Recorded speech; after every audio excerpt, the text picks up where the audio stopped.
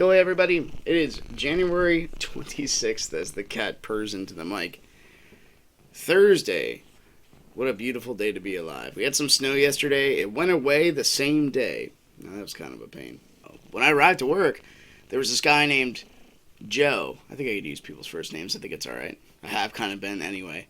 And Joe has been gone from work for a while. The rumor has it, and it was true, that he actually lost his wife. Now, Joe's like 50-something. His wife had Lou Gehrig's disease for a long time. So, like, the first thing I did was I shook his hand and gave him a hug, and I could just tell on the look on his face exactly what the issue was. And so I thought he went back to work, because he's been gone for 2 weeks. He was gone for a week because of his wife. And then right after that, maybe during it, I don't know, he was scheduled to have knee surgery. I think on both knees. Maybe just one. So he's limping around as well. I'm like, wow, he's been through some stuff. And also, he's probably had a lot to think about. So when I actually got a chance to talk with him for about 5 or 10 minutes, I said, hey, what's been on your mind? He's like, I'm like, well, besides the obvious. He said to me, well, I'm thinking I'm going to go into prison ministry. I'm like, it's really interesting. Why prison ministry? He's like, I think I could reach some of the people there. And he's told me a story before. He's in prison for like 7 years, something like that. And he's like, a lot of those people are in a rough place. I think I can reach out to him and grab him. And I'm like, that's so awesome, dude. And you had to have been planning this stuff beforehand, right? Because Lou Gehrig's disease is not pretty. It's something that really, well, definitely eats at you in the long run. I got to meet his wife. She was a very nice lady. Because of the disease, talk slow motor mechanics were like basically gone. So that's something to think about. Death and passing, right? That's the assumption that comes with marriage. It's one of you is going to go first. Unless you're really, really, really lucky. The whole death to you part thing. Because, the question that precedes that is, do you want to be alone?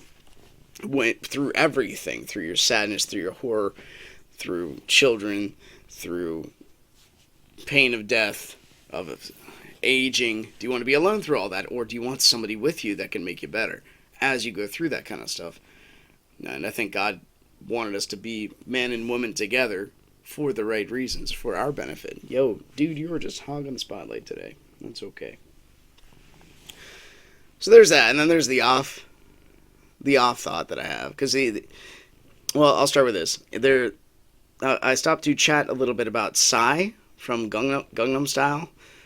And turns out the guy was like filthy rich, but he snuck out every night to like the underground rap area or something like that.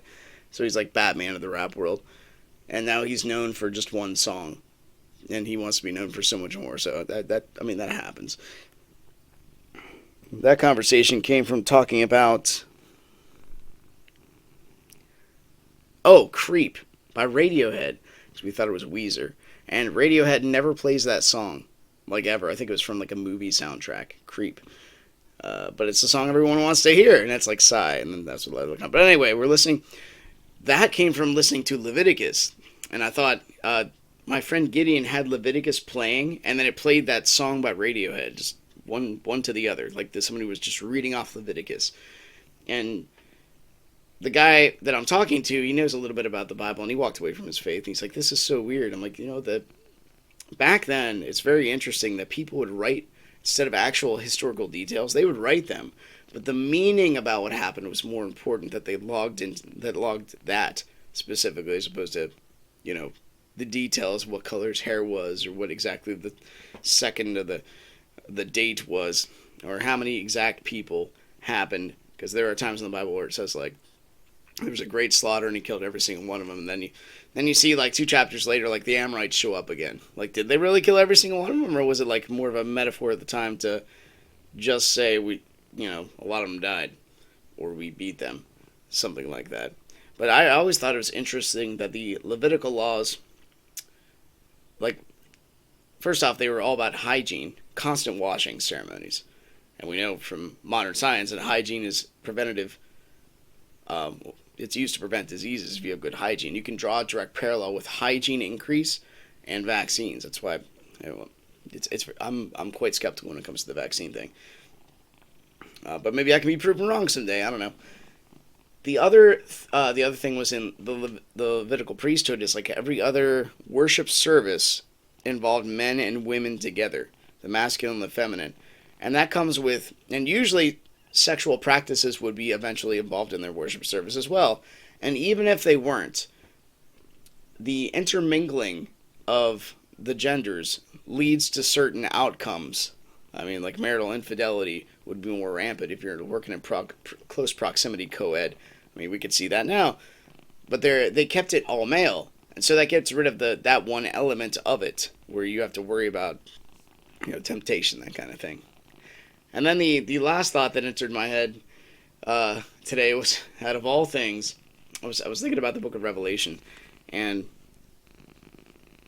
in the Book of Revelation, John he is taken out of time, and he's trying to describe what he sees outside of time. And that's like, C.S. Lewis wrote about this, and I think some other people did. It's pretend you're a two-dimensional being. You see the lines and dots. That's what you see. Something picks you up and lets you see everything from a three-dimensional perspective. How would you describe all that to the two-dimensional people? And so God takes John out of time and says, hey, I want you to see this and write about it as best you can. And then so like John reminds me a little bit of that seagull from The Little Mermaid. She's like, what's this? It's a dinglehopper. No, it's a fork. You don't use it to comb your hair. But he tries his best, right? And he's the only one who has like any type of like touch to the human world that Ariel was looking for. She wanted something, and she would even soak it in. It could be wrong. She doesn't care. Just tell me something about it. That's like the call to myth, the call to heaven, the call to adventure. It's really interesting how that works, and like even the Revelation is etched onto the Little Mermaid story. The idea of potential future and the promise thereof of growth and enchantment. It's really kind of neat. So anyway, the Little Mermaid and Revelations. That's what you get for today. And a cat in the lab and a rocking chair. Dude, I'm just going to get older while sitting here. It's getting a little gray down here. Anyway, thanks for watching. Thanks for listening. I'll see you later. Take care.